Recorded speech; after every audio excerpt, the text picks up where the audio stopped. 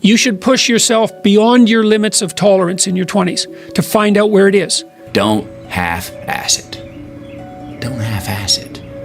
Boy, that never goes out of style, does it? How much can you work? How disciplined can you become?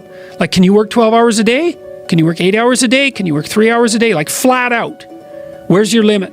If you've chosen to do something, whatever it is, easy, hard, if you give it your all and you don't half-ass it, win, lose, draw, get what you want, don't get what you want, whatever the outcome is, if you don't half-ass it, at least you're not going to have to wonder, oh, would the outcome have been different? What if I did give it my all? I chose this world to be a warrior, and I would choose it again if I came back to this world.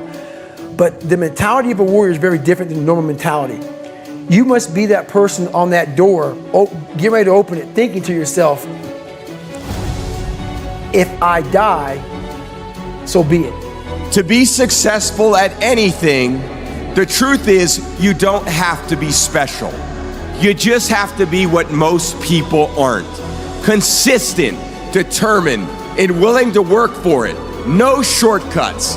If you look at all my teammates here tonight, it would be impossible to find better examples of men who embody that work ethic, integrity, purpose, determination, and discipline that it takes to be a champion in life. Every second of the day, he is trying to extract more from something.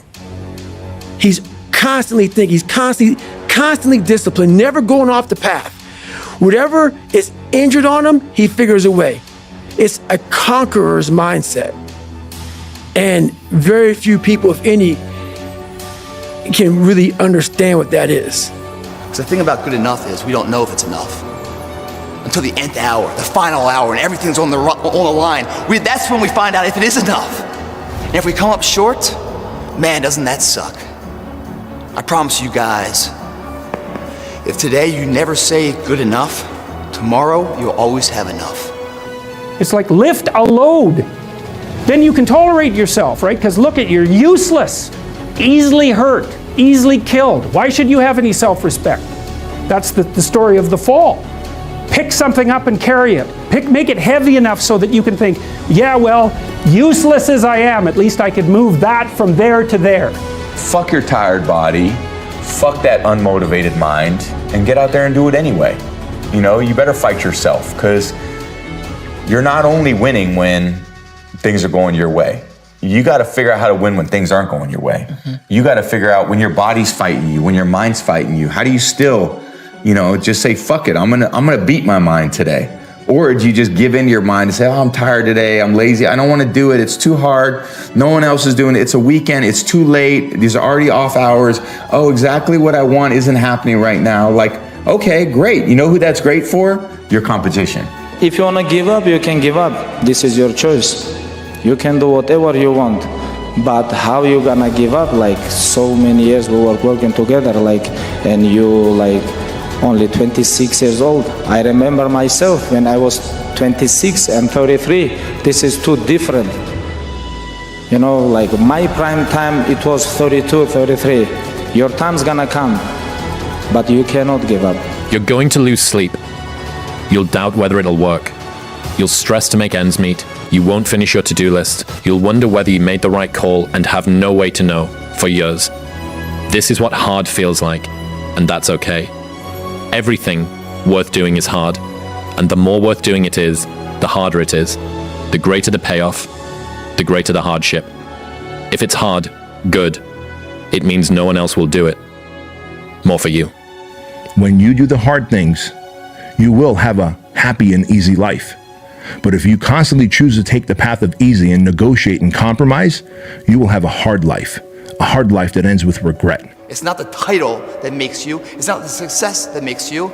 The character defines the success, defines the fame, and it starts right there. Championships aren't won in the theater or the arena. They're won in the thousands of hours in the training room, in the labs, in the 5 a.m. runs, and then it's raining when everyone else is sleeping. That's when it's won.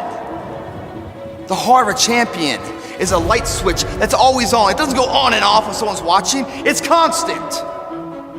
It's how you look at something. If your name's attached to it, that you do it right, the best of your ability every single time. a lot of entrepreneurship and even personal growth is training yourself on how you respond to hard.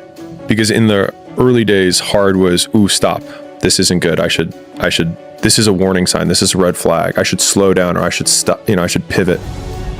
But the more I think about it as a competitive landscape, as I'm clear on what this path is supposed to look like, and these rocks and these dragons are things that I'm going to have to slay along the way, I get happier about the harder it is because I know that no one else will follow. It's a selection effect.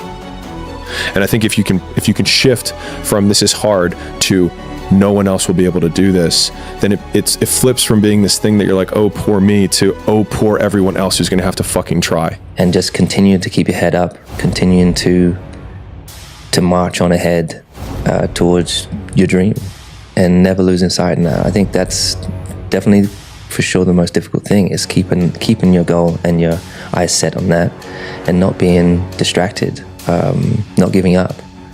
I think the easiest thing in life is to give up on whatever you're focused on or whatever you're hopeful for. The hardest thing is to keep going, but we have to continue to hold on. Give yourself an arduous, difficult task where you're challenged mentally and challenged physically. One of the great things about being challenged physically is it's also mental. The people that don't understand that have never really been challenged physically. People that think that physical challenges are just physical, it's just brute grunt work. It's not. It's emotional intelligence. It's understanding your desire to quit and conquering your inner bitch. All that stuff it's mental. It's playing out inside your head. And there's a mental strength that you acquire from that you can apply to intellectual pursuits. We all have something that comes from us that we have in our hands.